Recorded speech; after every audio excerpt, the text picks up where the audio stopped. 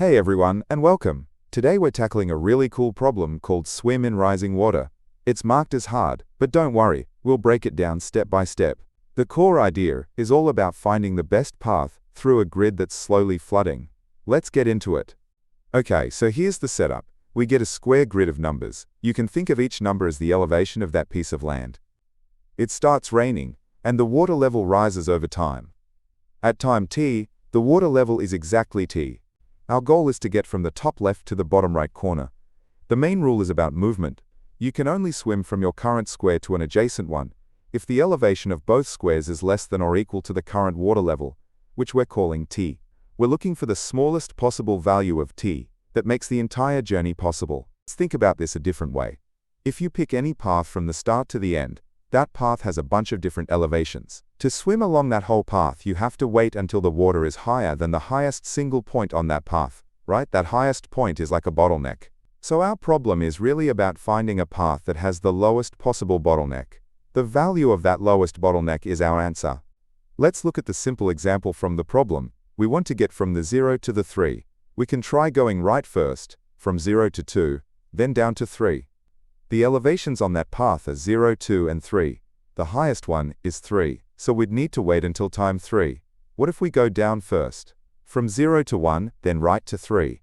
The elevations are 0, 1, and 3. Again, the highest point is 3.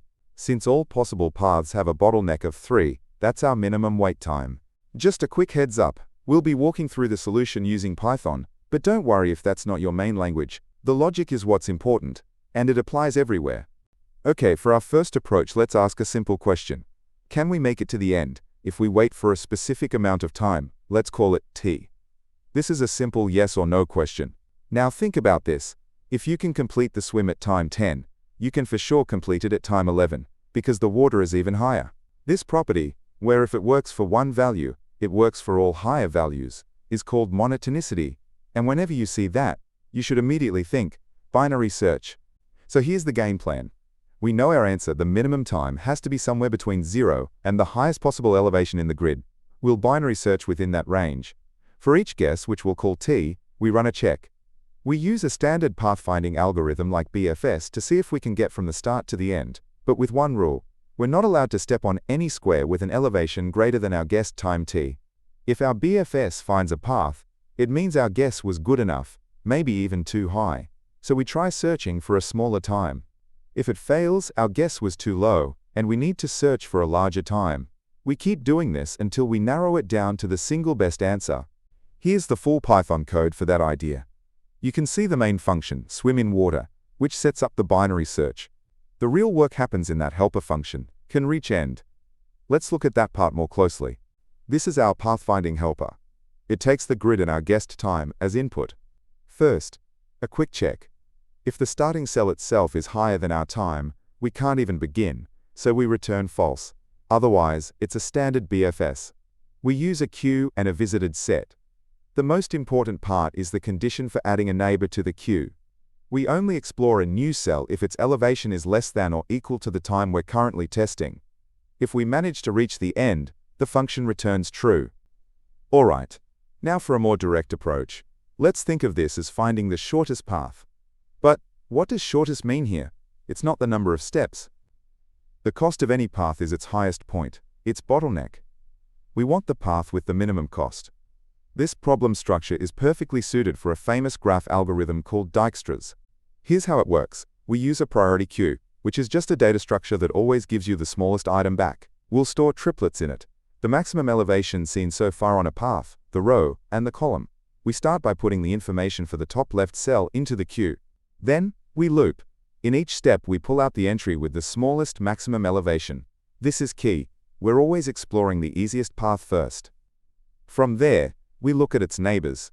When we consider moving to a neighbor, we calculate the new bottleneck for that path and add it to the queue. The very first time we pull the bottom right corner from our queue, we know we've found our answer. And this is the code for the Dijkstra's approach. It's often more concise than the binary search method. We create a priority queue, which in Python is done using the heap queue library. We start with just the first cell. Then, inside our loop, we pop the best current path, check if we're at the end, and if not, explore its neighbors. Let's focus on the heart of this algorithm. We pop the element with the smallest time, t, from the priority queue. If this is our destination, we're done. We found the path with the minimum possible bottleneck. If not, we look at each neighbor. The crucial calculation is right here.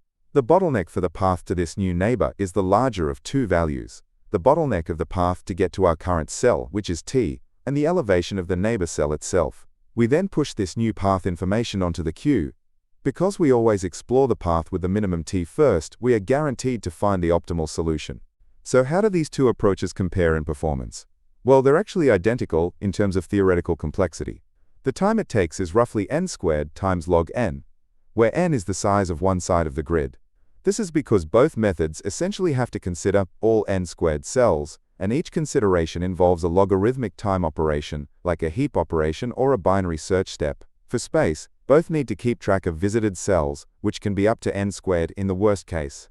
So to wrap it up, we saw two fantastic ways to solve this. The first approach with binary search is a great general strategy anytime you can easily answer a yes or no question about whether a certain value is a possible solution. The second approach, using Dijkstra, is a more direct graph-based method. It's super powerful when you need to find the best path, and you can define what best means, whether it's the sum of weights, or in this case, the minimum bottleneck. If you enjoyed this problem and want to keep practicing, the learning doesn't have to stop here. I've organized all my video solutions into handy playlists. Whether you're looking to grind through more Leetcode easy, medium, or hard problems, or you want to master a specific topic like sliding window or dynamic programming, I've got a playlist for you. It's the perfect way to focus your study sessions. Go to the playlist tab and find a playlist that fits your goals. Also, if you're looking for even more Leetcode problems beyond the daily challenge, I've started a second channel called Leetcode Unlocked. It's where I'll be posting solutions to a ton of other problems. So if you're serious about your interview prep, be sure to check it out. The link is in the description below. Hope this Leetcode solution breakdown made sense. If it helped, give that like button a click, maybe subscribe for more, or drop a comment if you have questions. Make sure to turn on the notification bell so you know straight away when I upload a video, because I upload videos daily. This channel doesn't make any money from sponsorships or ads yet, so if you're feeling generous, there's always the Boba Fund. Keep coding and I'll catch you in the next one.